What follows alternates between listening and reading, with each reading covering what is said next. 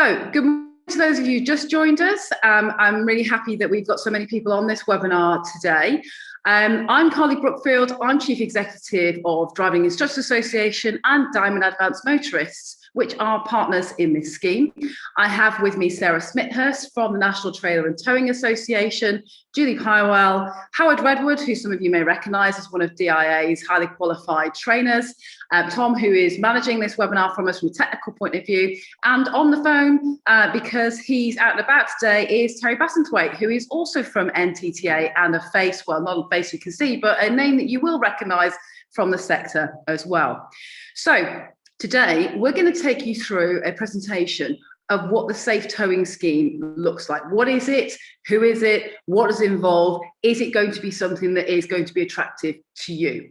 But what I'd like to say from the offset is a couple of bits of housekeeping. We're going to whiz through as much as we can today because we know that you are time-poor individuals and want to get back to your actual day jobs.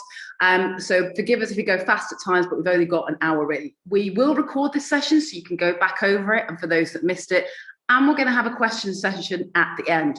You can type your questions into the Q&A button that you can see in the functions at the bottom of your screen during the whole presentation, but we're only going to answer the questions all at the end. That just helps keep the webinar ticking on at a fast pace as well. The team will monitor the question section though, the functionality there during the webinar, just in case there is anything absolutely burning, it has to be answered or dealt with at the time. But as I said, otherwise we're going to deal with the questions at the end and take people's feedback as well.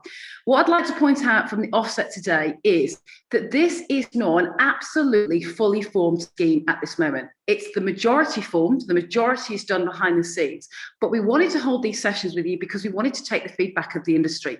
We can see from Facebook comment and comments in the DVSA sessions that there is some feeling that the industry hasn't been part of the consultation on the development of these new schemes. And whilst we were asked by government to be one of the organising bodies that put forward one of these schemes, we didn't want to just do it as a done deal. We wanted to bring as much as we could to the industry when it was ready, get your feedback on that and incorporate that as we launch, but also evolve with your feedback as we monitor the scheme as well.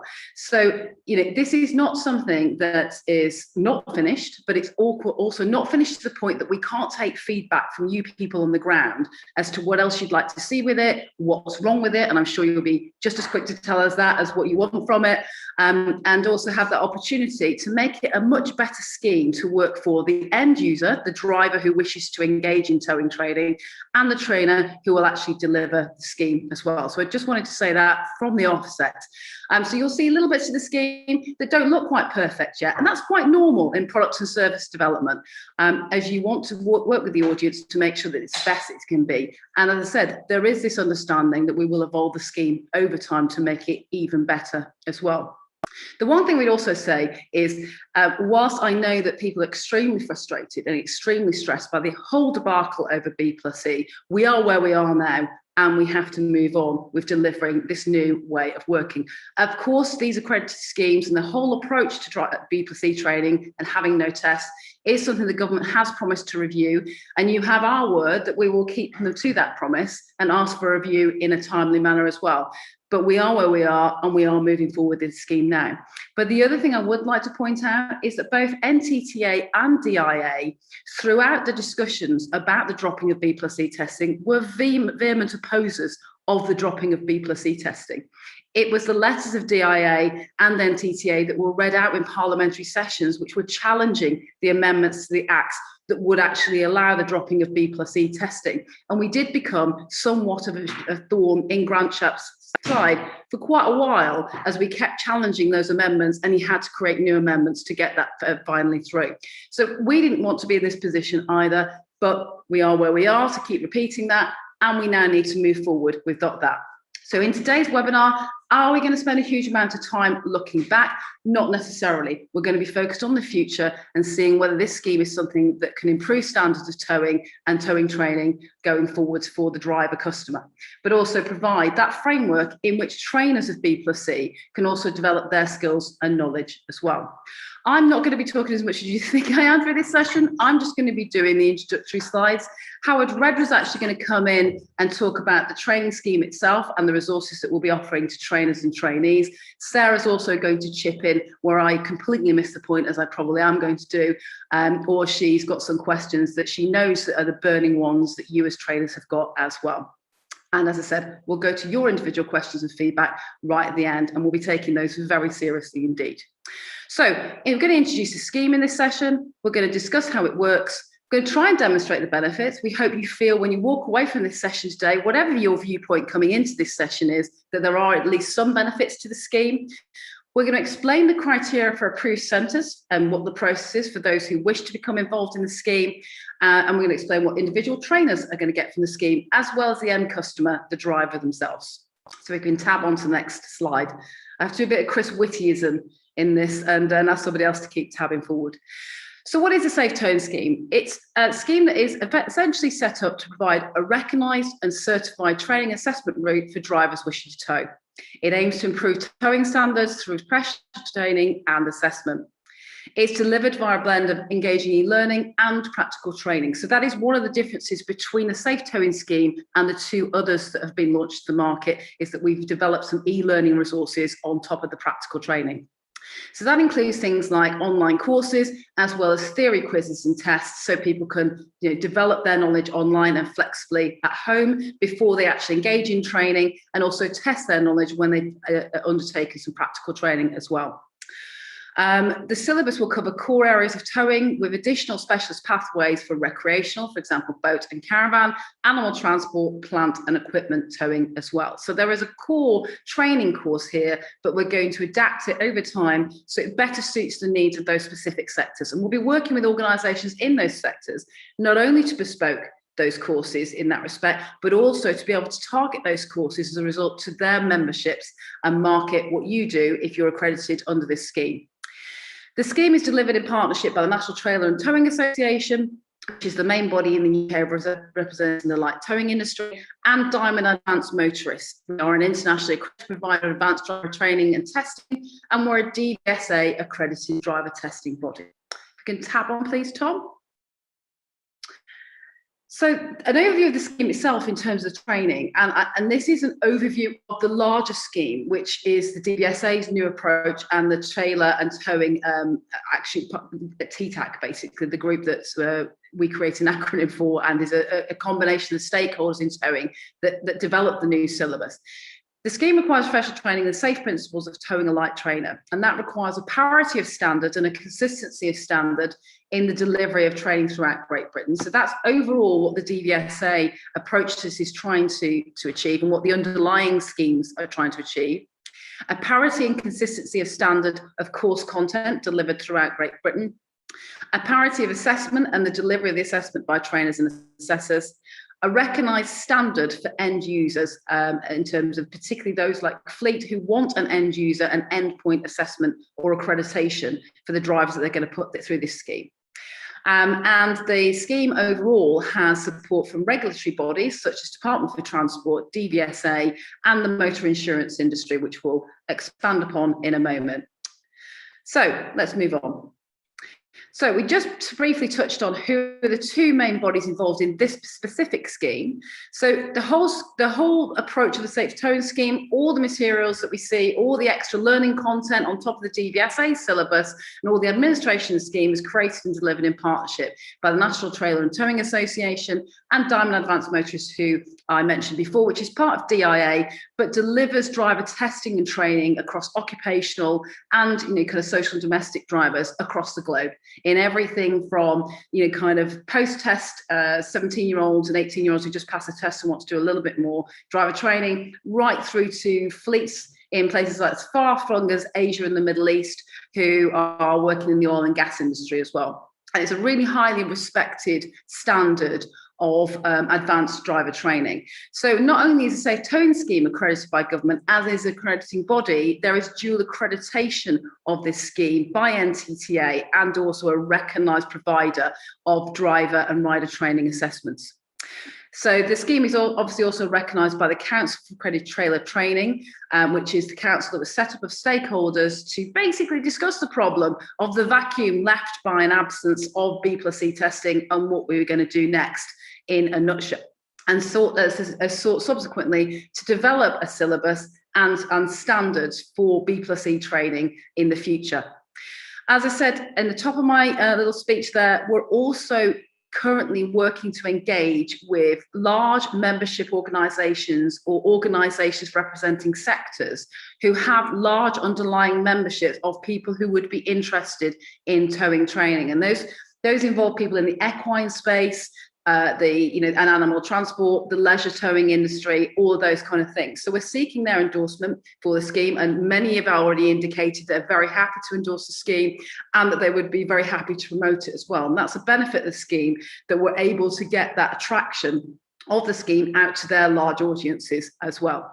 All of those industry bodies and membership bodies do promote some kind of trailer training, but it's quite sporadic and not consistent, or it might just be one big company who's represented to their audiences. This creates a fairer and leveler playing field of people who are approved under the scheme that their customers can choose to undertake training with. Next slide, please. So quickly, because I'm more the salesperson than I am the expert in the actual B+E side, admittedly, I'll let Howard take that one on, Sarah and Terry, but I'm going to go through the benefits of Safe Towing Scheme and pitch those up front with all honesty here. So the Safe Towing Scheme is one of the only 3 government recognised and accredited training routes for B+E that exists in the new world.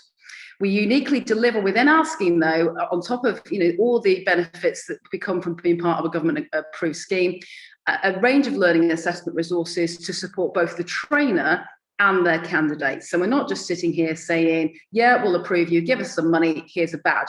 We've also developed some resources to support the training organisations. Whether you think you need it or not, they will be there as part of the package, and also to deliver some learning resources to the trainee as well.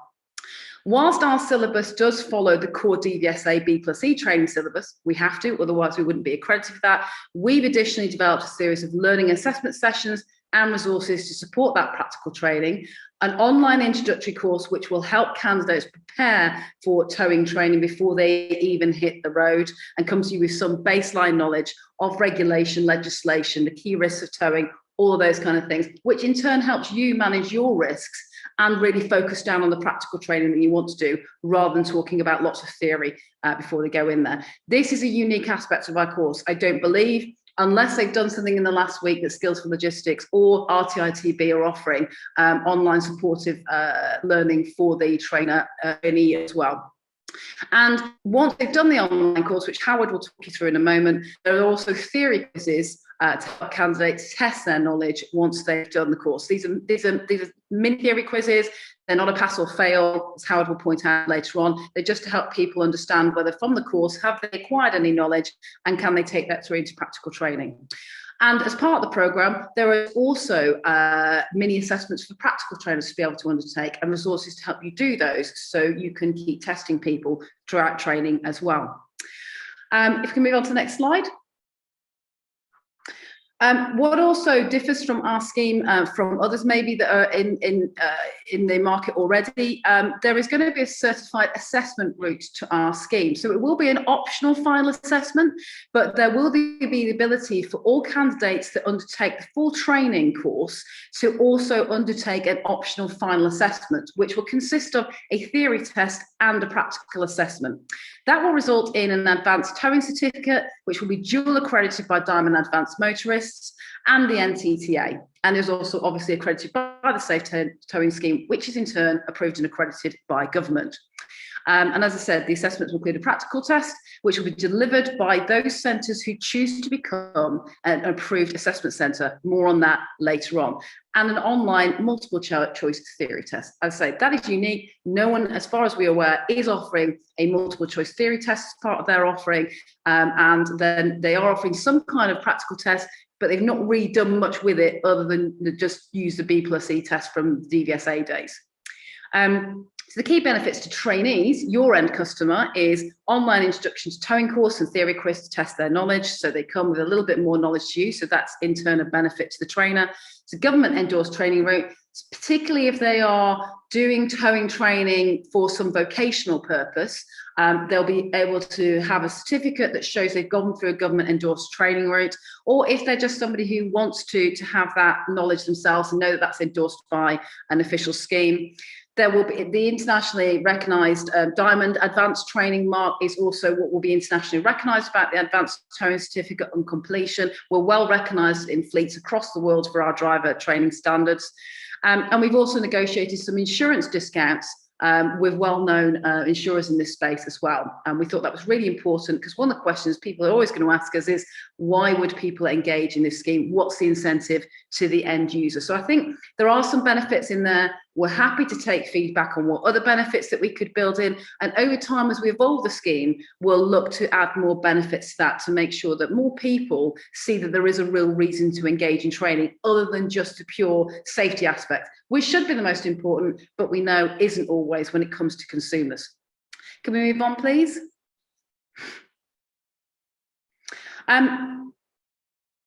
I'll let Howard probably talk through the details of this slide a little bit more, but as well as having developed this B+E syllabus, so we were integral in helping develop the new syllabus, the Safe Towing Scheme has additionally developed a Train the Trainer programme to help individual B+E trainers develop their professional knowledge and gain official recognition for such. Not every B+E trainer has a professional driver training qualification or one in the specific area of B+E training.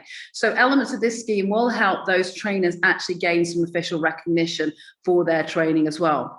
And for more benefits on the scheme for the trainers, Howard's going to cover that off to some respects in his presentation, but there will be all of that information in the Becoming an Approved Centre application guide. But I think one of the key benefits is all of those supportive resources that we will be adding in, and that ability to develop your own skills and knowledge as a trainer and gain some certification for that, plus be entered into the register of approved trainers under the Safe Towing Scheme. So if anybody asks, as a public customer or a fleet customer, which I would do as a decision maker in a firm, why should I use you? What are your qualification background? What's your quality assurance? Who's endorsing you? The Safe Towing Scheme offers that benefit as well.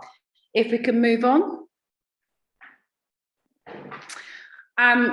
We'll talk about this in a bit more detail as well, because I know this is one of the burning questions.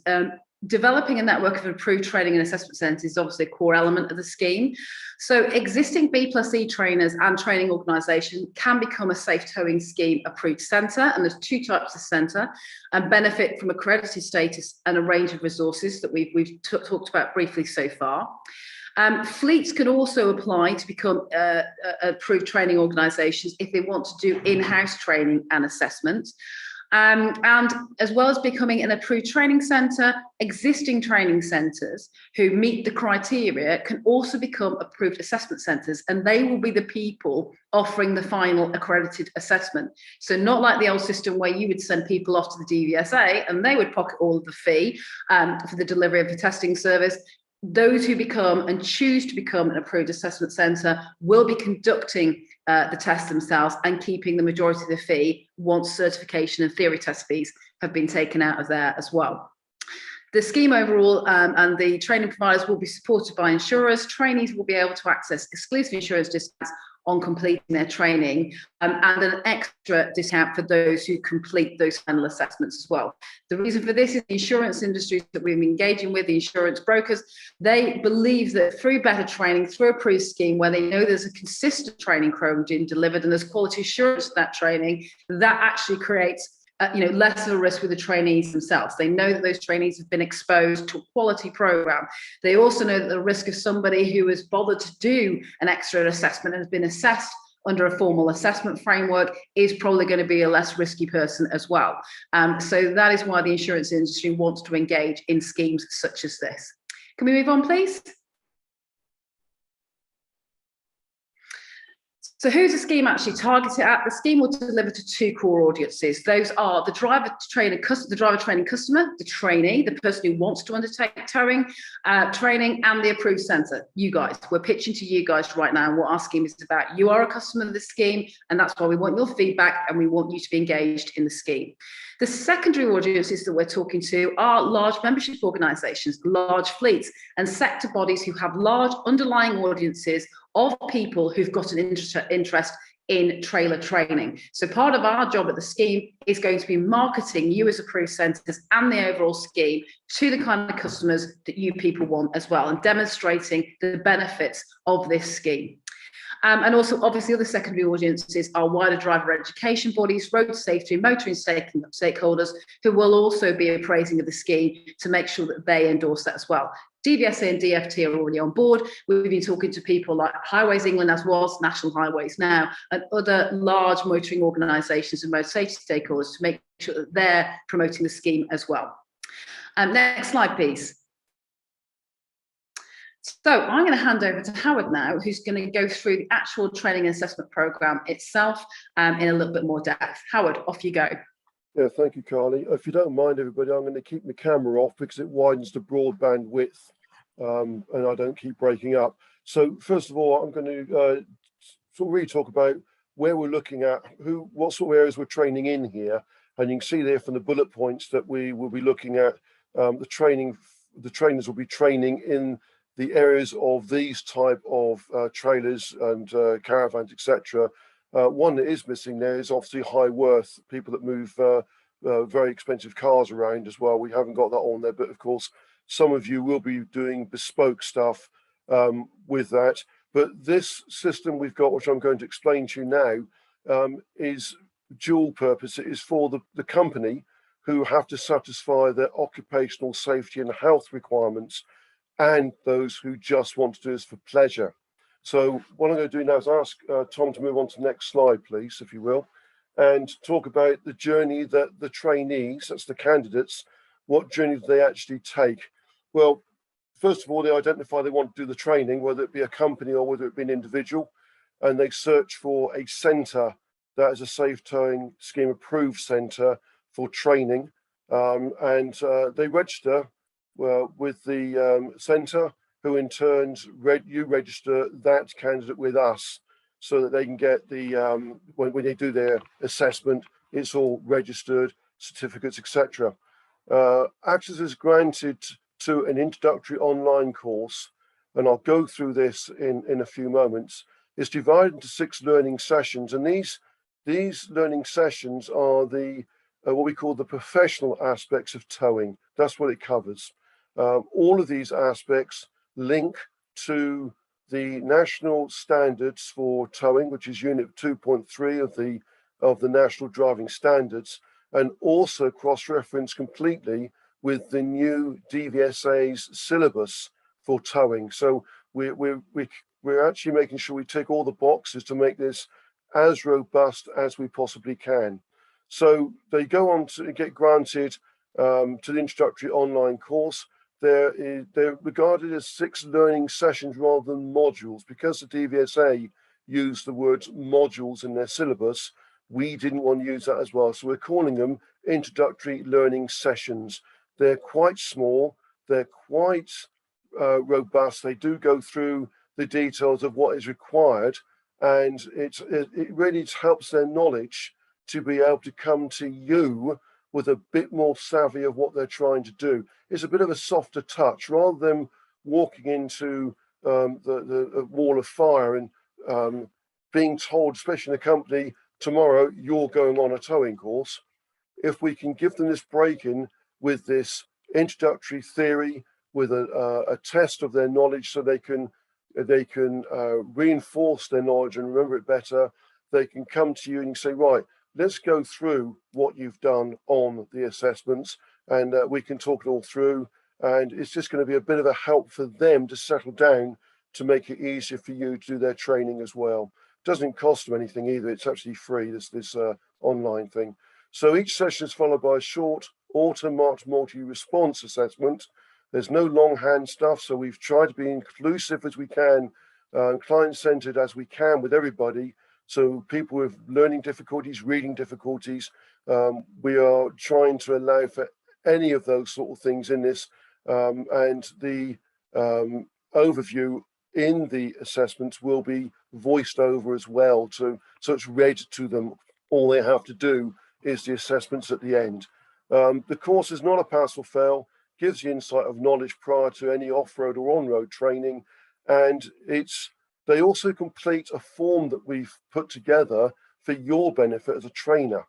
And this is a form that has questions on it, putting them into scenarios to find out how they would deal with things and how they research on what to do. So it's actually finding out their best learning strategy. So how you would train them, what is the preferred method of taking on information and the preferred method for learning, so that, again, it's inclusive, it's a marketing ploy for you to say that you are doing it in a client-centered way, that you are trying to be able to respond to anybody's needs as best you can with the facilities you have.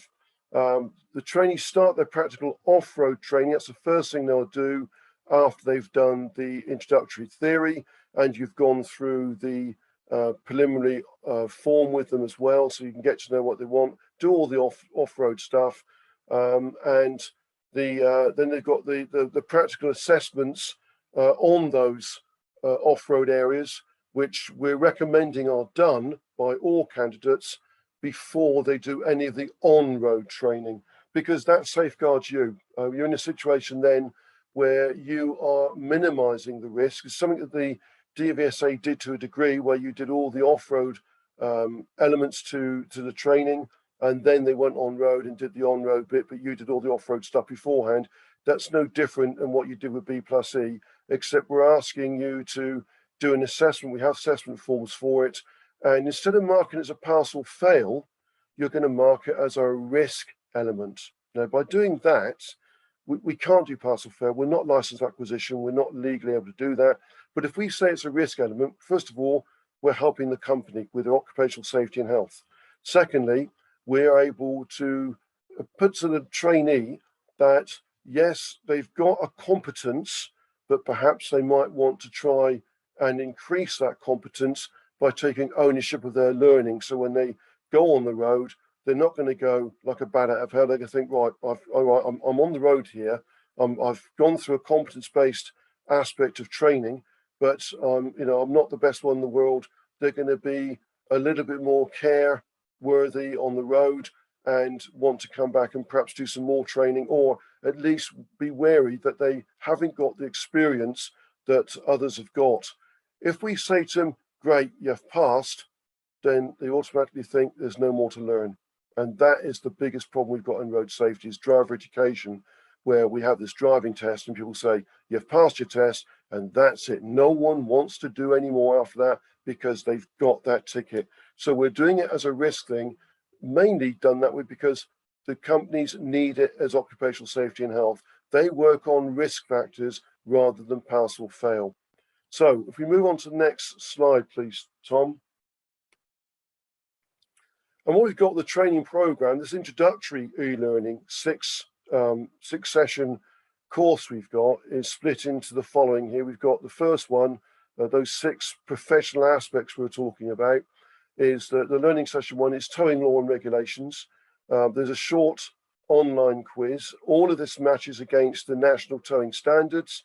There are some introductory films that have been produced, and all of these sessions have an introductory film attached to them as well. So they look at that very early on. We go through some slides which gives information, and also we then do, some of these have got 5 questions and a couple of them have got 10 questions, but all of the information that is in those questions is really to see how astute they are and what information have they taken on from the PowerPoint presentation and the film as well. So there's no reason, the information is there, all they have to do is to apply the information to the questions effectively. So session 1 is towing law and regulations, followed by a short online quiz. Then they move on to session 2, trailer safety checks. Again, there's a film there, short online quiz. Session 3, loading and securing, is a very short film there as well. And then it's a short quiz again. Session 4, unhitching and rehitching, short online quiz. Session 5, reversing. That's a film showing the reversing maneuver in the 66 by 11 meter yard with all of the cones in the correct place. A very good, very good example of that being done properly. So that's the film they see, and then there's questions about it, technical knowledge, etc. And then the online quiz, and then number 6 is the on-road driving. Now there is no film for that, obviously.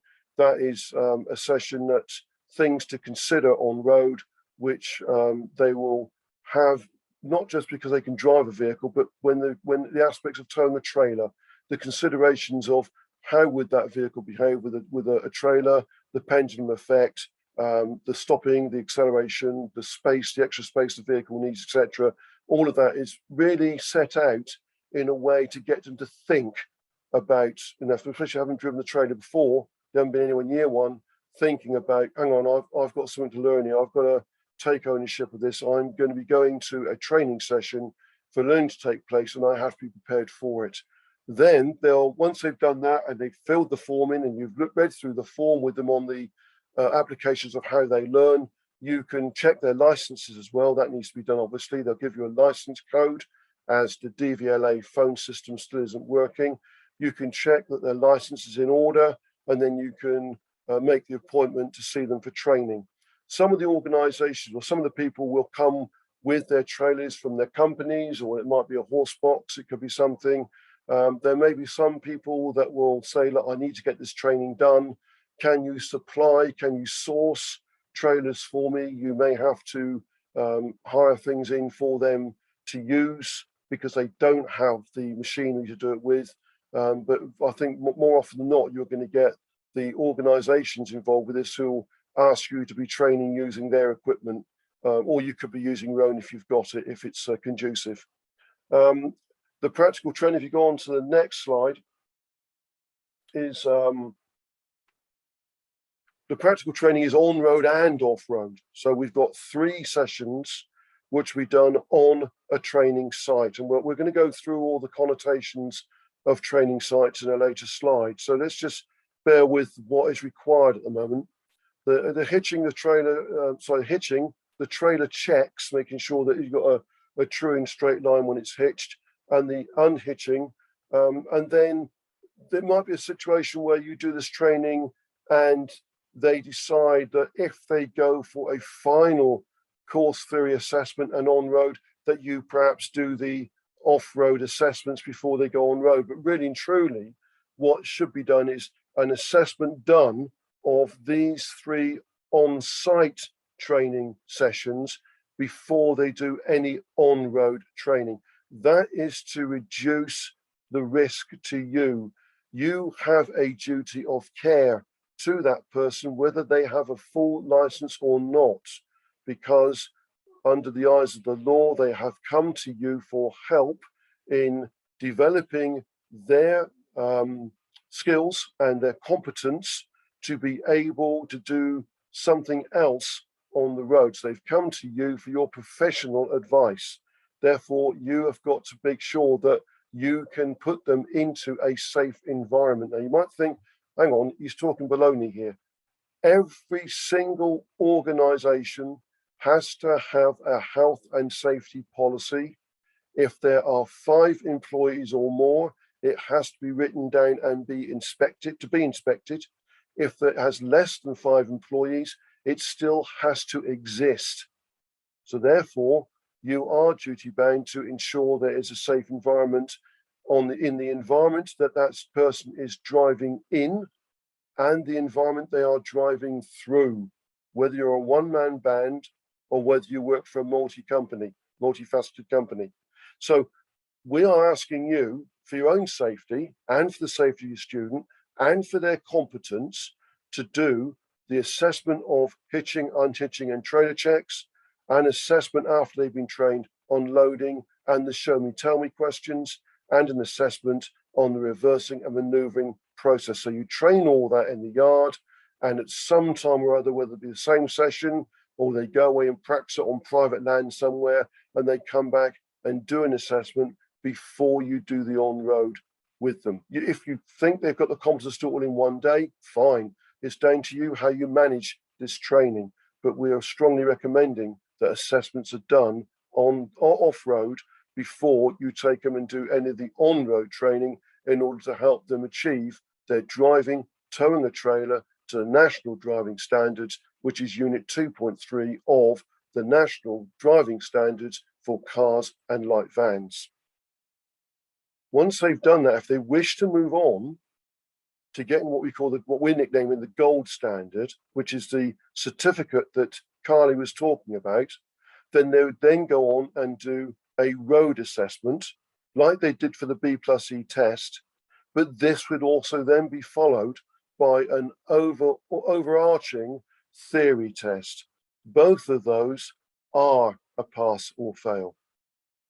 So the driving assessment is really the same as before as they did with the DVSA, except we're asking now for a theory element as well, so that we can actually reinforce that learning has taken place and it hasn't really been a fluke. I mean, you go on a driving test and the students can fluke a test because there hasn't been much around them, but they also have to have the knowledge. And by putting the theory test after the driving assessment, it means that it cannot be segregated as a learning session, do a test, forget about it, and then do the driving assessment. It doesn't make it a separate entity. It makes it all one thing, and it makes it a lot more useful. We're getting reports now from the National Office of Statistics that currently each week there's 4 serious incidents on the road involving B+E trailers. And the 3 areas of concern are the combination is not a combination. The vehicles do not combine properly. The outfit is not fit, and the driver lacks education. And they are the 3 outcomes of the incidents, the main incidences that are taking place at the moment, or say at the moment, it's been going on for some time, but the Office for National Statistics are saying that that is what's happening at the moment. So we need to address this and make, with this robust system we've got, we feel that it's a good marketing thing for you, and it means that you can be the go-to guys for all training. It's also muted that Europe are now getting to a situation where they're starting to think about having an assessment for Europe for people who don't have B+E. Anyone driving commercially may need a certificate of competence to drive in Europe. It's being bandied in Parliament at the moment. We don't know much about it at the moment, but it's something that's in the offing and may be something in the future. The government are going to be looking at a robust system for that, and I think you're looking at it now. So this is a good opportunity for you. We're giving you tools for assessment or assessment forms. We are giving you, in all of the training, especially on the practical aspects of training, there are 14 key objectives that we have information for you to be able to give to the candidates. They can look through to see the risk elements to all the 14 aspects of what is required for driving safely on the road whilst towing a trailer. And all this can be signed off, a bit like a risk assessment for your purposes as well. So when the training is completed, you can go back to the organisation and say, that's been signed by your candidate as they understand it. I have actually seen it physically and done an assessment to see that they have evidenced the understanding. You can have that and put that in their file. So if you have audits or you have the health and safety executive come in, you can see that that person was signed off as competent to drive that equipment for your company on the day when I did the assessments. And that actually safeguards you in a huge way. It really does. So we've got all that in place for you. We've thought about that as well. We have other training aids and things that you can use for diagrams to help explain things, especially on dual carriageways. And there's other things that we haven't, I'm in the process of writing for the program. And as Carly said, we are still wanting feedback from you as what you actually would like us to produce, especially if you do the more bespoke type of training for high worth, etc. If you can go on to the next slide, please, Tom. And here we're looking at the final assessment, gold standard as we call it. That would be conducted by the approved assessor. So the assessments we're talking about on site would be done by a trainer, because the trainer is going to be the guy that's going to be doing the training on road, and we've got to make sure they're safe. So those assessments are a sort of minor competency assessments, can be done by the trainer. But the overarching on-road assessment and the theory will be done at the assessment centres, and that's conducted by the approved assessors. They will assess the key risks on road, looking at the competencies of the student, which really there shouldn't be too much incompetency with the robustness of what we've got, because all of the trainers will be going through a train the trainer course in order for parity to exist across the whole of Great Britain. This course does not exist in Northern Ireland, not currently, because of the European border. The DVA in Northern Ireland have been told by the DFT that they must keep B+E going. It's not very, very prolific over there anyway, but because of the European border, they have to keep that going. So we're in a situation where it's only happening in GB. So the assessments, which from all the training, they should be very, very useful to anybody who needs them for risk management, and certainly for the people who are doing it as an individual private entity. They will be able to get a very good bearing on where they stand in terms of their risk management. And this really is what the insurance companies are after. Is, yes, they do like pass or fail, it's very easy, but they actually take more interest in the risk of what somebody is to them. So if they can see the risk rating on assessments, they are actually they got their ears prick up and they think, right, okay, we can load the policy according to the risk if need be. That's down to the MIB, the Motor Insurance Bureau, and the motor insurance people to sort that out. But we have actually negotiated that there will be some discounts with motor insurance companies for people that do on a robust system like we've put in place for you here. So the assessors will do the assessing, and it's really this assessment that the insurance companies are mainly going to be looking at is something that is accredited through government and the National Council as well, for hitching, unhitching, loading and driving. So it catches all aspects, and the show me, tell me checks as well, the assessment done on that. We'll be looking at selected manoeuvres. Well, most that will be done in the off-road section, which will be carried out prior to going on road, but will be logged. The assessments can be optional. The final assessment, the gold standard, the student doesn't have to go that far if they don't want to, but we'd hope you would encourage them to do so that they have got something that's tangible they can put on CVs, and they can put on to the company can put into their registers and audits. The theory test will also cement their information as well, which makes it a lot better. So they type the theory with the practical, so that they can, when they go out on the road and they come to situations they haven't come to, perhaps they can draw on the theory in order to get through the problem that they come across, because not all aspects are going to be covered in the on-road training, and not all aspects are going to come up in an on-road assessment, as we all know. But it will achieve better insurance incentives if they go for the gold standard, and give the employers as well an increased recognition, because everyone will recognise the robustness of the driver training that these people have gone through, and the effort that you've put in as well, the effort that we've put in to help you, and the effort that, and all the resources we have for you to come back to us to say, Howard, whoever, I'm struggling with this bit here. How am I supposed to interpret this? That's what we're here for. Us and the NTTA can help you, the DIA and the NTTA jointly can help you to ensure that the robustness is there, so that we've got parity of training in the country, and there is something tangible that is educational as well. If we go on to the next slide, we come to candidate resources, and the accredited trainers and the training centres will have access to supply, and we'll be able to supply the candidates with the online introductory course. We have all that written, it's all ready to go. And this can be completed at the centre if facilities allow, or in the candidate's own time at work or at home.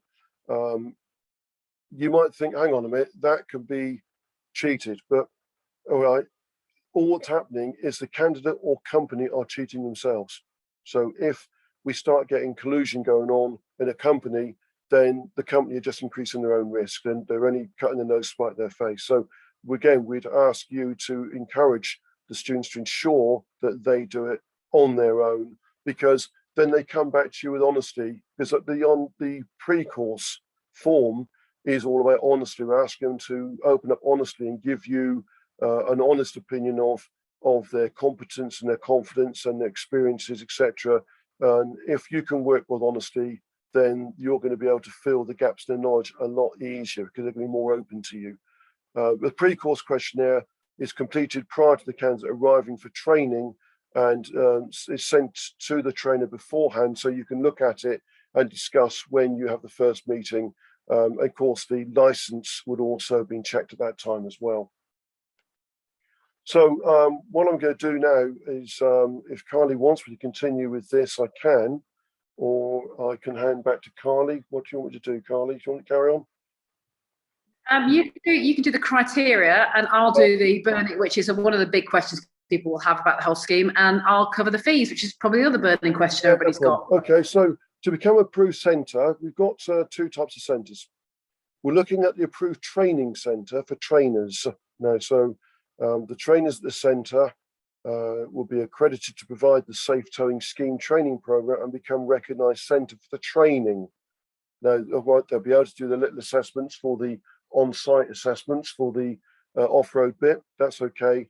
But the assessors, the assessment centre, that would be the trainers who have additionally gone through a assessment overview for assessing, and then they can get the centre accredited to be an accredited centre. So it's like approved to offer the endpoint certified assessments, and these are the ones that the insurance companies are mainly interested in, and probably the ones that the companies, that any organisation is mostly going to be wanting to get involved with, to show that they can tick the health and safety, the management of work-related road risk boxes, which at the moment they're at a loss to be able to do now that B+E has been withdrawn.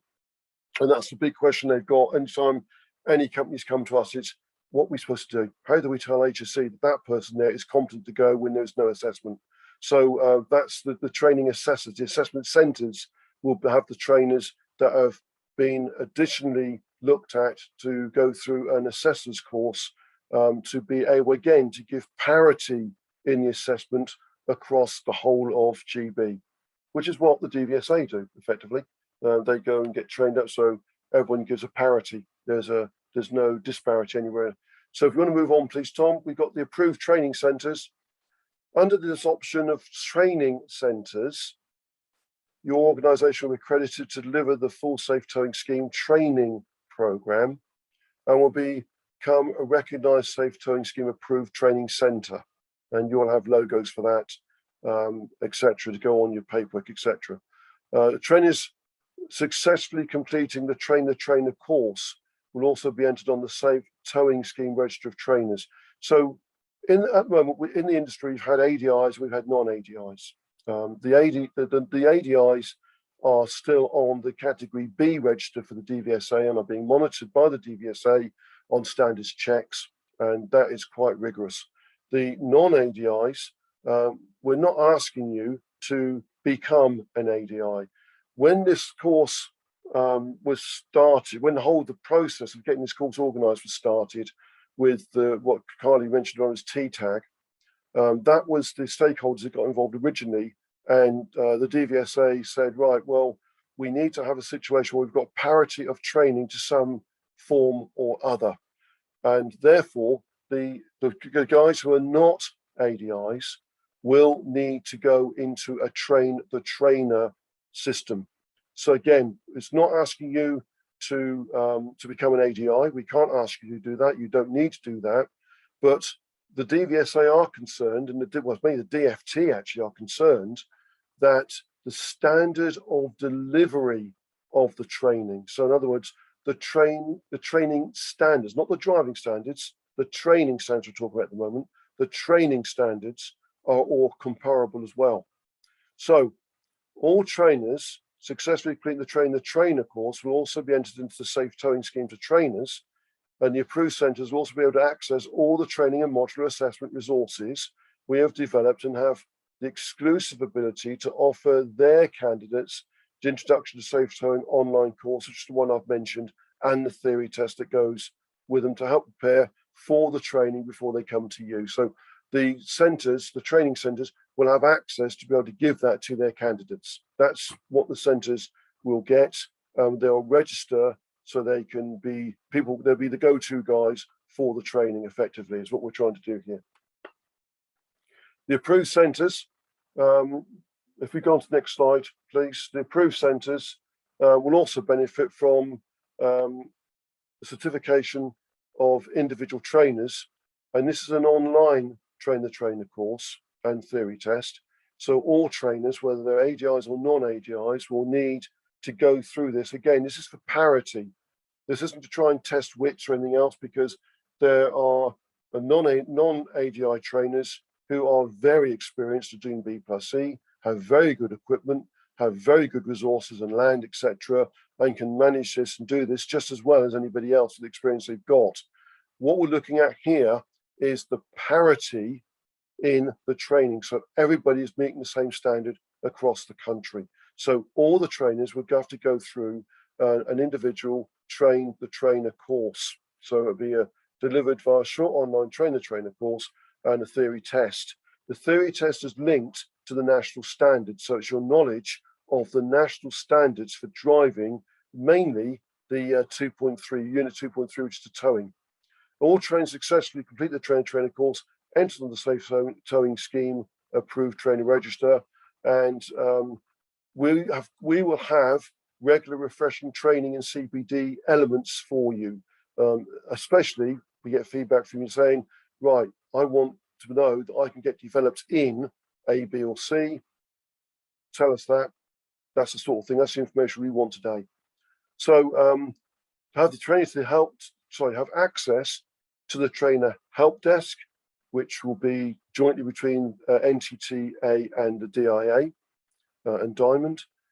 Access to all training and assessment materials, so all presentations, sample lesson plans, the objectives I mentioned before, the mini assessments, etc., that you can use with candidates. So all your resources will be supplied to you as a registered trainer. So a trainer registered to a training centre will get access to all of this resource. You'll have unique access for your clients to the introductory online course. It's not across the whole of the scheme with the other two providers. It's just us. We're supplying this. Marketing of approved training centres. We might help to market you as well.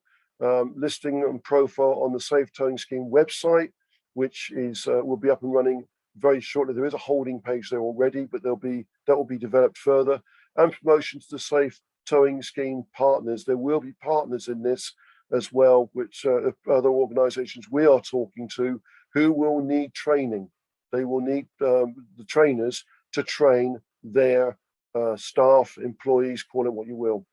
Provision of Safe Towing Scheme branding. That's quite important that we have a logo and branding for this, and other marketing materials for training centres' own promotional activity. So you can go out and sell yourselves. We're giving you that as well. Insurance discounts for your clients on completing training. We have negotiated that for you too. Annual remote audit and feedback sessions. And that again is to help with the parity. So instead of it being really, really onerous with paperwork, we have simplified the process of auditing to make sure that you can produce what we need to keep the standards going, to keep this robust, to keep everybody interested in it. And we'll be able to, if need to, we can come and inspect, but most of it will be done asking you to submit certain paperwork and certain samples of assessments. Okay, so that's going to make it quite easy for you to do. It just means that you have to have a recording system available to you. If we go on to the next slide, please, Tom. We're going to resources available. We've mentioned the online introductory course and the safety aspects of that. Pre-course questionnaire, you'll get that too, so you can get your students to fill that in and send that back to you. And that's a good chance for you as an icebreaker to be able to get to know them quite well in order to know what their training needs are. The learning objectives and summaries, they are very useful. This is all linked to the DVSA's B+C training syllabus, and it's also linked to the national standards of driving as well. It also notes what training standards are being used in order to deliver the driving standards. It really is quite robust, and that does help the companies with their occupational safety and health and their management of work-related road risk. So if anyone comes in and audits them under ISO or Bureau Veritas or any such organization, CPD standards office, anything like that, or the HSC come in and say, right, we need you to tell us how this guy was trained, where's the evidence? Bang, that guy, that trainer, train them to those standards of training, the training standards, and they trained them to those driving standards. And this assessment was also passed, and that assessment links to both those standards and the DVSA syllabus. That ticks a box for the company. The HSC can only say, great, you've done what was reasonably practicable for that guy to be safe on the road. You have done everything you possibly can to help any client. And that is a massive, massive marketing resource for you. And we're helping you with the marketing resource by giving you the logos and everything that's required for your marketing. So we're giving you a hell of a lot here, and it's cost us a lot to do it. So don't think this has been thrown together. It hasn't. The series of learning objectives and summaries, lesson summaries, so you'll get all that. And there's also an explanation on how to use those and how to get them signed off as well. And the short training films involved in the introductory theory tests, in introductory course for your students, which isn't a pass or fail, but the short training films are also in there. You also have access to those as well to use as a resource if you've got a training room or whatever, and you want to reinforce what's trying to be covered and what's trying to be, the objectives that are trying to be achieved, you can use those films as well. And resource questions for the hitch and unhitch, you get a copy of those in order to help with the on-site assessment. So you can give copies of those to the students. They can go away and research them to come back and do the assessment with those, with the trainers on site. So all of this is really quite robust. If you can please move on, please, Tom. So the just conscious of time, Howard, if we can get onto the kind of fees and criteria. Okay. Well, this here, the sentence here is just really saying that the centres will be, so the approved centres, the centre roles, are all doing all according to our syllabus that's been written out and the DVSA syllabus as well. You must be able to provide a suitable training area. The DVSA did have a training area of 11 by 66 meters for training. We would expect you to be able to have an area that can do that, that has that, with additional space besides to ensure that there is no conflict between pedestrians and training areas. So we've got to make sure that you can produce evidence to say that the site is insured for the use. It might have to have planning permission as well if you don't own it, but we've got to make sure that the sites are commensurate and reasonable for use for all of the training, and we'll have to ensure, get some evidence from you that that is the case. If you can move on, please, Tom. So the criteria of the trainers obviously, some of them will be ADIs, but they need to be recognised professionally driver training qualifications, such as ADIs, or be registered on the DVSA's registers for B, C, or D categories, and can evidence previous experience of B+E, or they hold categories BE, C1E, any of the trailer combinations listed there in licensing, to evidence their previous training and experience in these fields. Holds, if they aren't an ADI, then they really need to hold the qualifications such as PETALS or the Award in Education and Training or something equivalent, to show a teaching qualification of some sort, to show that they can manage training in the car. That is a proviso from the Department for Transport. So it can be level 3 or level 4. If you need more information on that, then please contact the DIA on that. We have all the information that you need on that. But the evidence can be supplied by way of CVs, official certificates, qualifications, etc. All trainers must complete the trainer-trainer course, whether they're an ADI or not, and that's for the parity, and also that everyone has the same knowledge, and that's why they're going to do a theory test. So that will result in the trainer-trainer certification and entry onto the safe towing scheme. If you can move on, Tom, please. And so we now got the situation of, I believe it's vehicles. So the trailers, if you have, it's really the same as what the DVSA had. The trailer has to have a greater mass than 750 kilos to be regarded in the sector. It must be able to carry a 600-litre IBC or 600 kilos of aggregate in bags with 25 kilogram mass. That's no different from the DVSA's remit on the DVSA, on the BFLC test. It must not exceed 7 meters in length, excluding the A-frame. That's the same as the DVSA. And 18 meters must not exceed 18 meters in length in combination, or be more than 2.55 meters wide. The chassis plate is important. Any trainer or assessor must be able to read chassis plates clearly. They must be accessible and clearly able to be read. The category B vehicle has got to have the proper towing capability. The DVSA made many complaints about the vehicles being too small. They were able to do it, but they weren't really conducive to the job. We need to ensure that you have got a proper towing vehicle that has the proper capability to ensure that this can be done, that they can tow the relevant trailer. And that's the details that are there. So, and the mirrors, the appropriate mirrors must be fitted to be able to see 20 meters behind the vehicle. The must be fit to appropriate extension mirrors that can see 4 meters wide of the combination at a distance of 20 meters to the rear of the mirrors. So, okay, so that's the criteria we're looking for. If you need any more clarification on that, you can get in touch with us on that as well. So move on, please. And we are noting your feedback in the questions as you're making them as well. And I know some of the team are responding, but we'll also respond to those questions at the end too. So talking about training centre criteria now with insurances, we mentioned very briefly that the organisation must provide evidence that all the vehicles are insured and also that the land is insured, and if necessary, there is planning permission for it.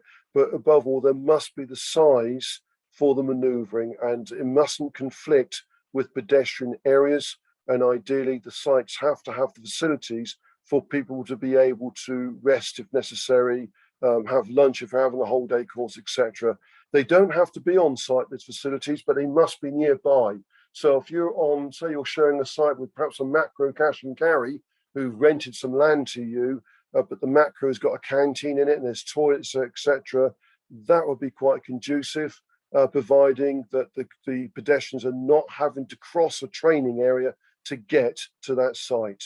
So that's really, again, you not just got health and safety on the road, you've got health and safety of the site to consider as well, and we must be happy that that is conducive. So I'll move on to you now, Carly, if you will, to the training centre fees. Cool. Thanks for that, Howard. As I said, we're going to answer some of the questions you're popping up already about the criteria in a moment. So another burning question that I know people want to know and will also have an opinion of from what I've seen of feedback from Facebook forums, etc. Just to start out from the start point here, and a caveat, we have received no funding to develop this scheme. This has all been invested by NTTA and DIA to develop the materials, spend the time on it at all. None of the schemes so far have received any funding from any government body or any other party at all to develop this scheme. And as you charge for training yourselves, and as any business charges for a product or service, there is a charge for what we're going to be doing here.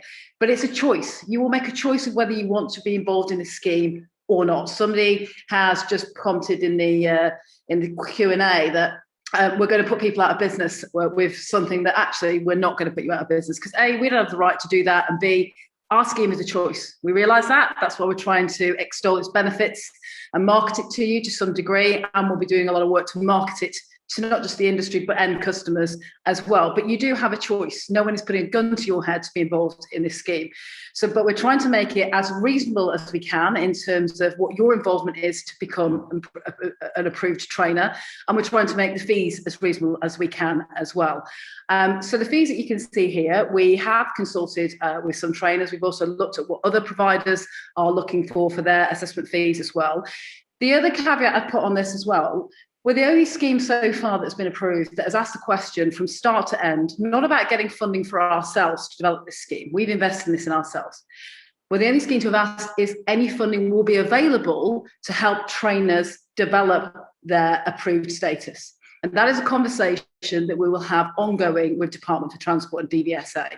Now, we can't promise anything. It's not within my remit to access that funding or create that funding. That is a governmental thing. But we have asked the question. We keep asking it. We have had the indication there will be some consideration of some assistance for trainers. The government is not completely blind and deaf to the stress and frustration that's been caused by the removal of the B+E test.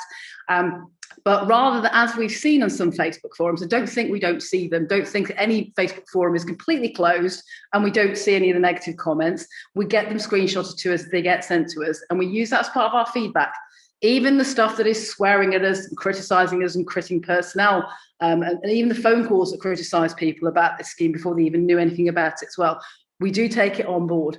And we try to incorporate some of that feedback into everything we're presenting to you today, and we will do going forward. What we just like is the respect of hearing us out first, rather than leaping to criticise the scheme. So the approved training centres, the first type of centre that we spoke about there that you can become if you so choose to do so.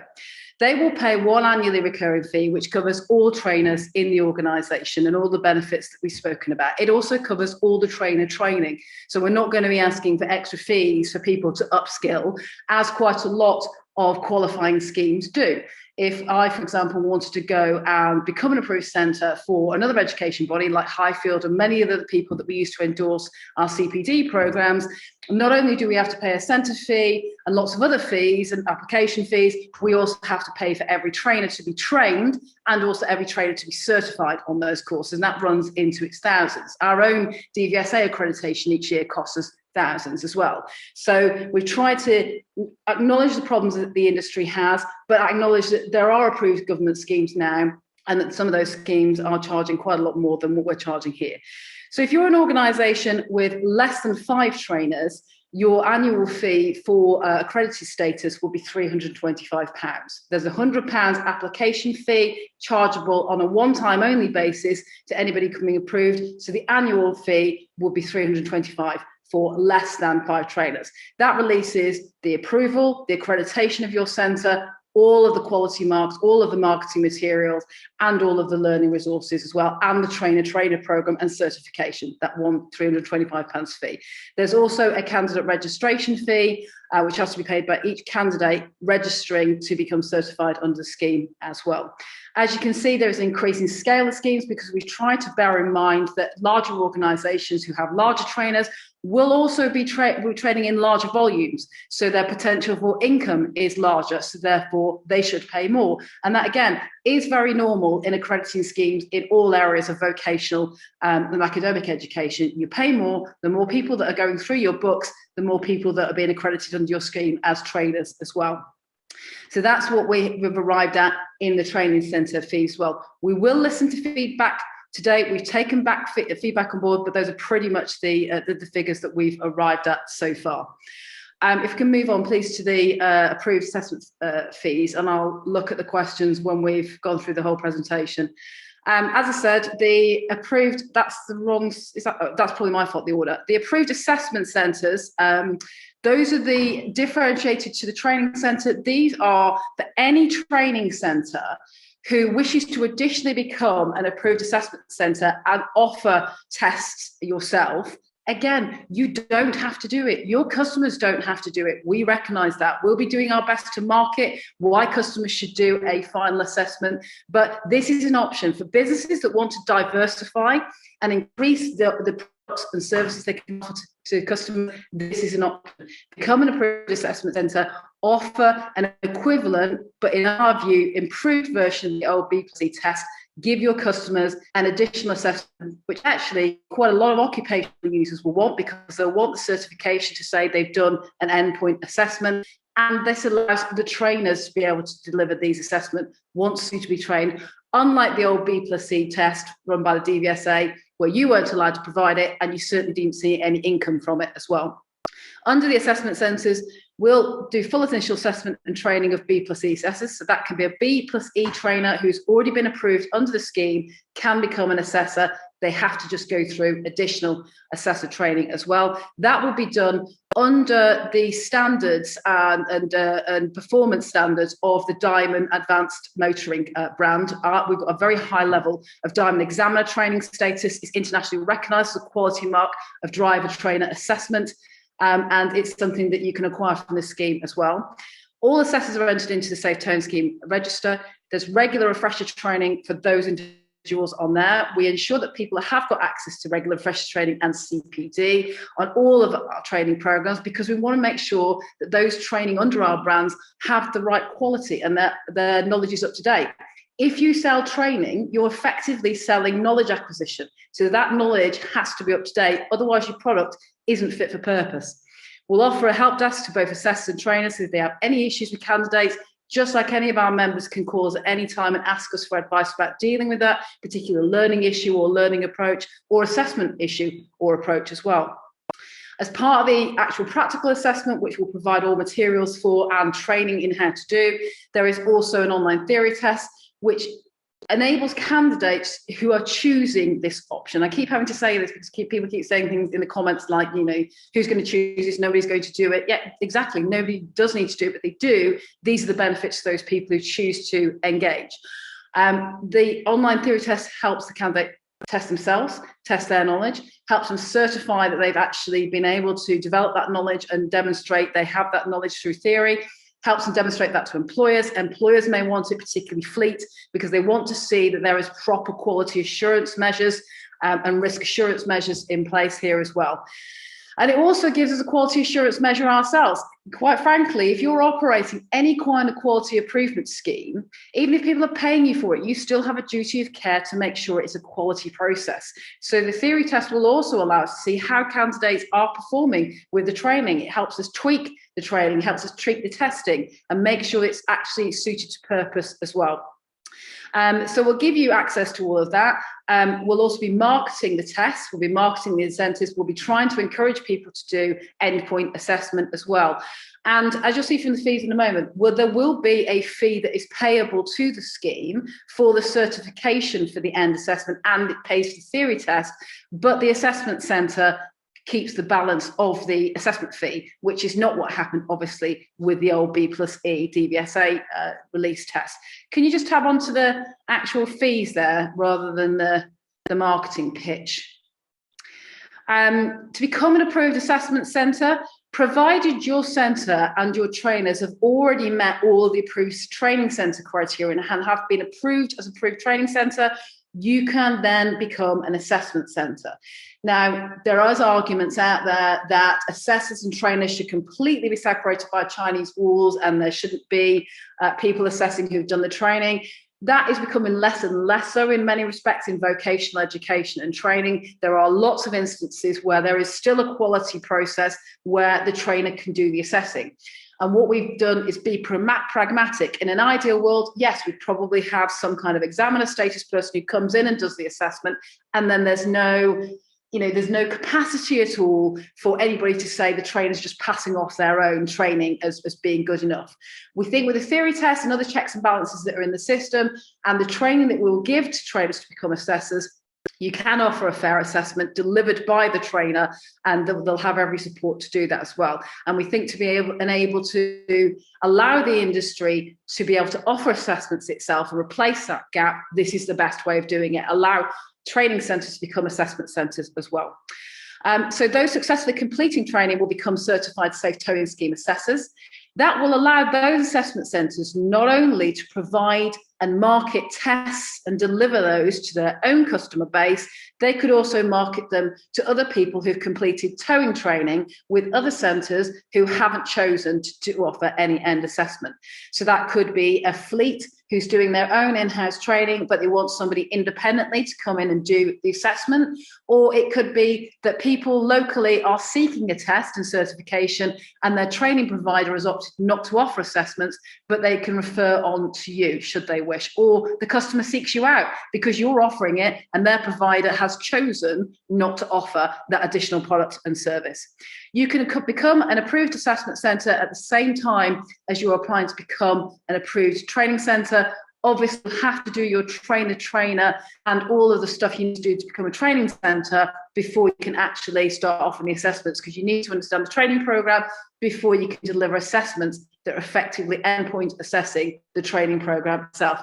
Can we move the slide on? So the fees becoming an approved assessment centre are in addition. There are, again, based on the volume of trainers in an organisation. There'll be one annually recurring fee, which covers all assessors in your organisation.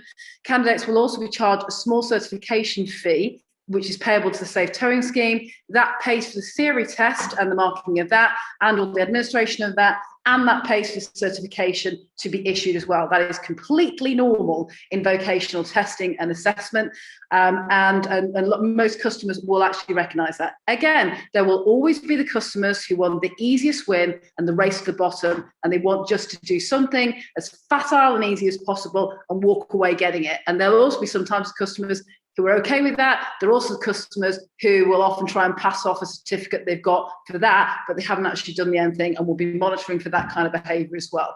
There are those who will want to actually test themselves, whether they're a leisure tower who just wants the validity of having done an extra test, but there will certainly be occupational users. There will be fleet decision makers, not necessarily the drivers themselves, but their employers who will want this level of assessment. And we've already talked to some of those fleets. And in discussions with the wider stakeholders and DVSA, which have included some large fleet decision makers, they have all said they want schemes that offer final assessments and certified. Those are the schemes that they will deal with. They won't be interested in ones that can't prove that there's some formal assessments going on in the system. So if you're somebody who wants to be able to approach fleets and offer products and services to them in respect to B+E training, there are going to be fleets who are going to want these kind of endpoint assessments. So it's worth considering becoming an approved assessment centre. Obviously, that fee also includes the training of every assessor to become somebody who can offer driving assessments for towing purposes as well. So it's an upskilling opportunity for those who've never conducted formal assessments or been certified to do so before as well. So again, we've got the fee for less than 5 assessors in an organisation. That one fee covers everybody in that organisation of that size. And then we've got the fee for those who have more than 5 assessors, because frankly, they're doing more volume of customers, their income is greater. And again, as I said before, that is how a lot of vocational accrediting bodies work their fees and their approval status. Can we move on? Obviously, with this being an approved scheme, a recognised scheme that is government-backed, there is a quality assurance and monitoring level of this. We don't just say, yeah, submit something to us, looks about okay, pay the fee, you're all right now, go off and do what you want to do. That would not be a quality scheme at all, and would lose its value over time to both the end user and the trainer themselves as well. So there will be an element of monitoring with this scheme. We won't get endorsed by government if we don't have a monitoring element of the scheme. So as well as managing and maintaining the training registration process, the safe towing scheme will monitor scheme and provide quality assurance. Now, quality assurance is not just about Big Brother watching you, teaching you to suck eggs and telling you off when you don't suck them properly. It's actually about giving you valuable feedback and support with developing your training. If anyone sits there says, I'm perfect, I offer a perfect product, and I'm good at what I do, I'd actually worry about that individual because that is self-endorsement, and that is not necessarily what customers will value and should be valued anyway. There's some independent quality assurance actually can be very healthy for organisations, and all the organisations sat here presenting today are independently monitored, particularly those of you who are also delegates today who are approved driving instructors or other officially registered professional driver trainers. You're subject to regulation and quality assurance as well. And that's what the public customer and also the occupational and corporate customer is looking for in a scheme too, to make sure it's a good quality process.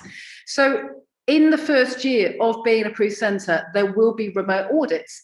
Now, in a perfect world, again, you would do physical audits, you would come out and visit people. If we can do that in the future, we can do that. And if organisations want that to happen, but that's not a requirement of the initial setup of the scheme. One of the reasons that is because of getting to a mass of people who are approved quicker and getting the scheme up and running. If we had to build in lots of visits, it would become very costly and very timely for everybody involved in the process. So in the initial scheme, we're going to be doing these remote audits where we'll be speaking to approved centres and looking at what they're doing, any problems they've got with those, taking their feedback, giving feedback on what we're seeing in terms of the theory test results and the practical test results as well, and helping centres to really develop what they actually do.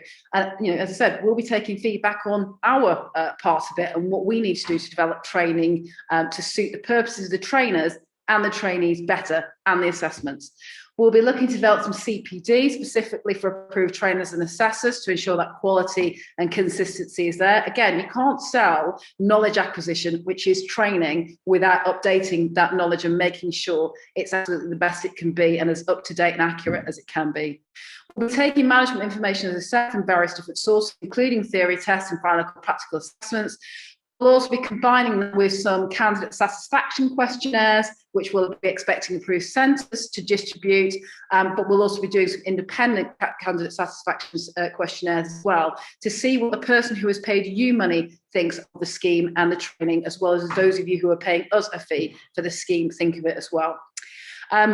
Overall, this is not just our take on it, but this is DVSA, DFT and everybody else's take on it, including some of those end customers in the fleet world and the leisure towing, etc., fed into the process. They would like to see this quality assurance process because it will resolve some of the legacy issues of an inconsistency in the quality and standards of B+E training and a lack of real focus on what is actually delivered. Can we just move forward? So we're going to go to the questions now, but for further information, and if you're still interested in becoming a accredited centre, as I said, you have a choice about whether you become endorsed by a government scheme, of which there are 3, or not. You can choose to carry on endorsing your own work and justifying that if you wish to end customers. This is a scheme that's designed to help you make that argument when you're talking to people about why invest in your organisation for training, that you actually have gone through an accredited route, you have approvals for government, you're operating as part of a nationally approved government scheme as well. So if you still want to be involved in that, there is an application pack and inquiries that will be shortly available. As I said, there's still some things we're waiting for approval from DVSA. There's still some elements of the scheme that we're just fine-tuning, plus we're also going to take some feedback from these training sessions today. So those will be available early next week. If you go to the safetowing.co.uk site now, you can register your interest in the scheme. That form will give us your details. So as soon as we have that, we will be able to send out the application pack to you as well. We hope that is going to be by early next week. As I said, we're waiting for approval for a couple of things. It should take between 2 to 3 weeks once you've submitted your application for us to approve it. We give that timeline. You could bang it in and you could have everything in your application done and dusted and perfect, and it could be a lot quicker. However, our experience of approvals processes, sometimes there's bits missing in terms of evidence from the application form or information that's not on the form. There may be some toing and froing between us. It is a new scheme after all as well. So it could take 2 to 3 weeks for those approvals to actually come through. Once you have been approved, though, all of the course materials, all the marketing materials, all of that will be released to you, and you can just get on with delivering under this scheme and delivering generally. And hopefully this scheme will prove some worth to you and your training organisation as well. Right, can we move to probably the most important bit from our perspective, which is us not talking so much about what we think is great and recognising some of the issues, but also speaking to people here today who've made time for it to see what they think, what's missing, what they'd like to see done better, and you know, what they'd like and don't like about what we've presented here today and overall. So let's move to the Q&A. We have answered some as we've gone through.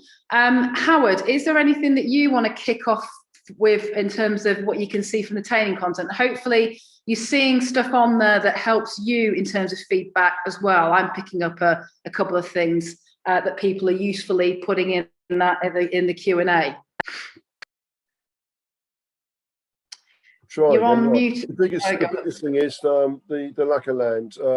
The DVSA put down originally the remit of the 66 by the size of the land being 11 by 66, and that I do appreciate is HGV size. There is a scaled down version of this, but the DVSA have not released what that is.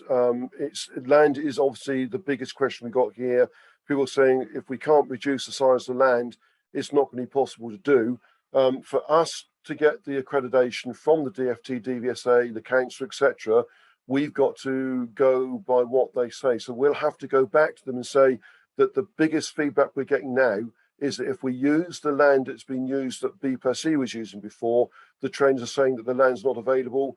What will the DVSA accept as an acceptable size of land for assessments and for training? I do know there is a scaled down version. I think it's 55 metres, I think it is. I'm not sure, it might be lower than that.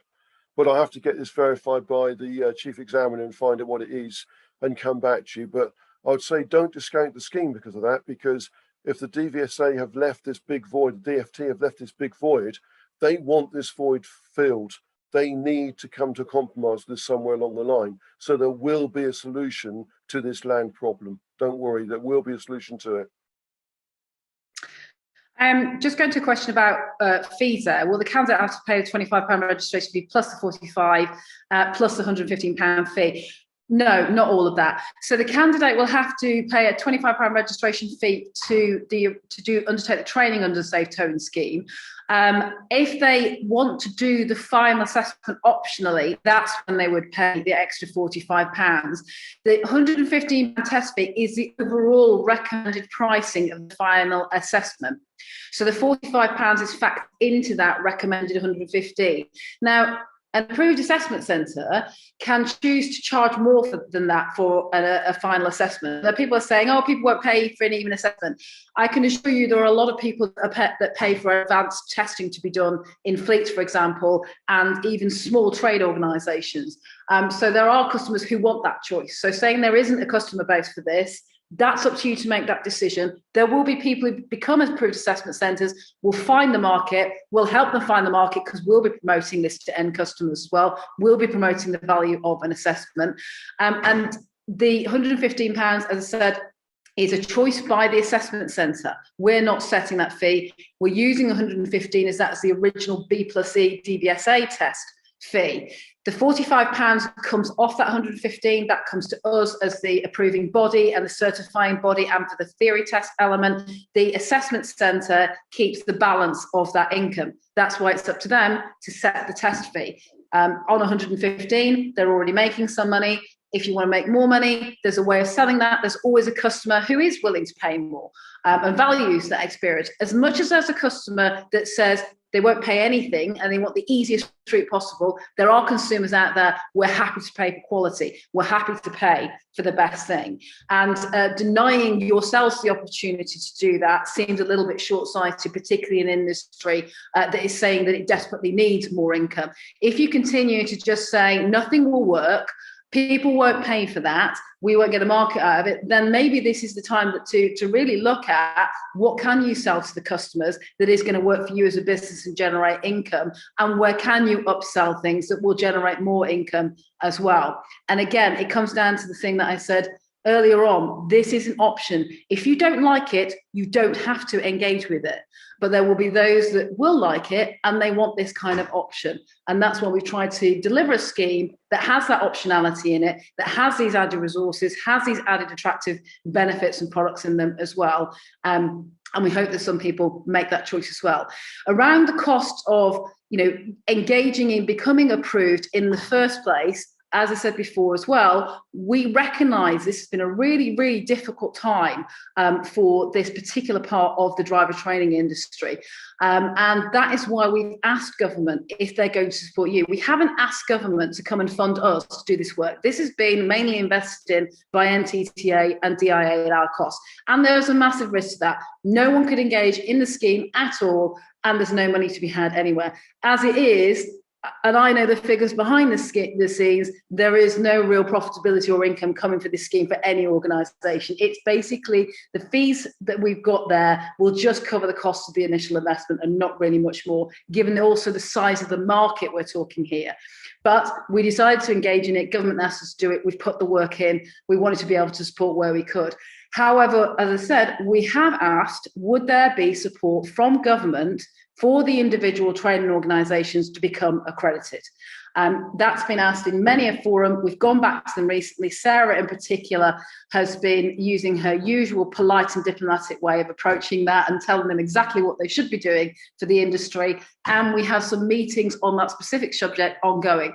I can't announce anything here. I can't promise you anything. It's not my budget. It's not my decision to make. All we can do is keep lobbying for that support to help people get off the ground if they want to be approved under a nationally accredited scheme.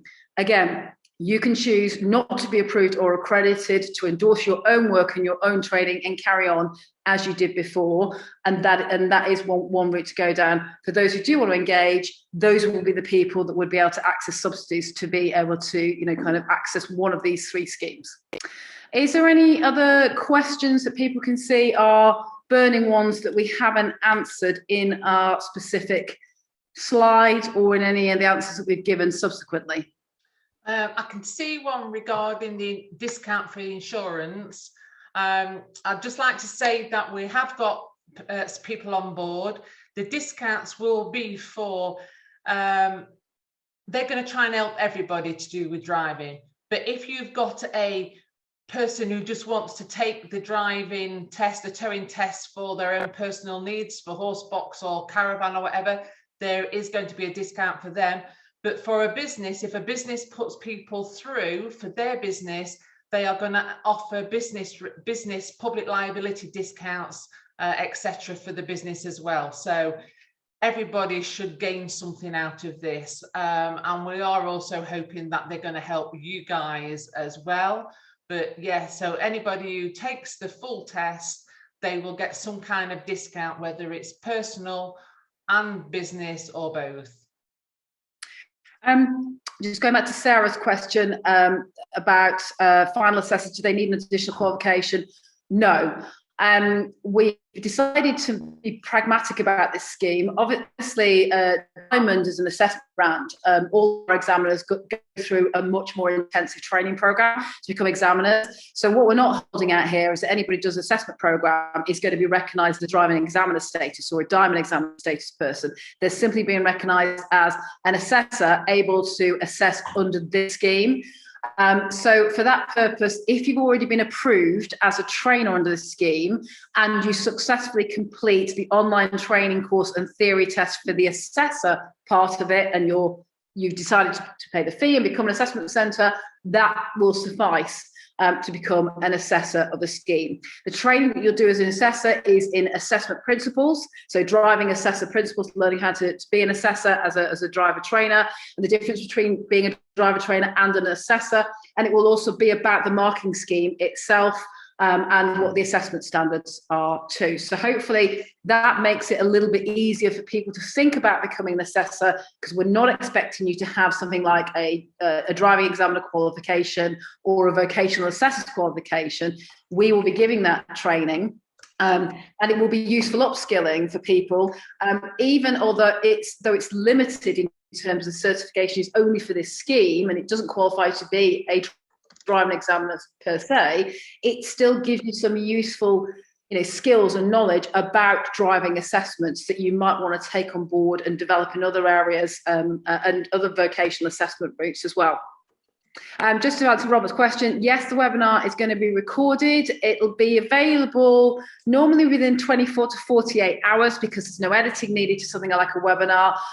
When we've had to do webinars in the past with people at DVSA, things have taken a little bit longer because although we would be happy to sign things off and just publish what was recorded on the day and not edit it too much, stakeholders we find sometimes that we do webinars with in partnership like to go through the recordings and edit them slightly. So that's what takes some time for us to publish them. But we'll try and get this out to people within 24 to 48 hours because I do appreciate it's been a long slog today, and I appreciate your patience staying with us on here. A lot of detail to take in, and at least then you can go back over the slides in your own time. The Becoming an Approved Assessor application pack, which will be out early next week, does give this detail as well and guidance on completing the application form. Again, we've tried not to make it too onerous for people. We want people to engage, so you should find a lot more information in that when we send that. So that's why I'd encourage people to fill out the form, registering your interest, because that means we'll get the application form out to those people much, much more quickly. Is there any more questions, guys, that you can see from your point of view? Because I'm just kind of going up and down. Anything from your side, Howard or Tom or Julie or Sarah, that you think that I've completely missed on here? Hopefully we've covered off things like the land aspect of those. I saw some of those questions kind of come in just before we got to the criteria. So hopefully we've answered the question there that we're not expecting it to be your own land, because we recognise a lot of you don't actually train on your own land. The application process will ask you to satisfy the criteria that the land is appropriate for the type of training that's going to take place as well. And hopefully that will become clear in the application documents as well. But if there isn't any more burning questions right now, I'm going to end the session. We've taken these questions on board. We've got copies of the questions, so those are fed back to the team who are developing the actual content and the application process as well. It's been great for us to hear what you have to say about it, because, as I said, we're not saying this is a perfect being. We're not holding it out as such. We're going through a discovery process and a solutionizing process as much as you guys have had to. But we did note a lot of feedback to the DVSA seminars, which again, I'm going to reiterate, we would have loved to be actually seen to be on there. We were there. We would have liked to have been seen to be on there and speak to you directly about our schemes. And we asked for that right up to the 11th hour. I was saying, Mark, when are you really going to present my slide and answer all my questions? Because you don't even know all the answers to these questions. But DVSA wanted to try and keep it quite tight timing-wise and not allow any other voices. But we were there, and we've taken feedback from those sessions as well. And that's one of the reasons that we're very clear about the fact that we will continue to take feedback as we develop this scheme. Even when it's technically launched, we will still be evolving elements of it, because it's only really when you get a product out on the ground in the hands of the customer and they're able to rip it apart and look at it in practice and with their customer, you find out some of the challenges of the product, what works, what doesn't work. So we will continue to be open-minded about tweaking aspects. So please keep that dialogue going with us. We really appreciate all the feedback that you've given so far, and we hope to be able to work with some of you moving forward as well on this scheme. And thank you for your patience and your time with us today. We know time is money for trainers, so we really do appreciate that you've given us that time today. It's really valuable to us. Thanks very much, folks, and thanks to my fellow panelists for their input today as well. Take care. Bye.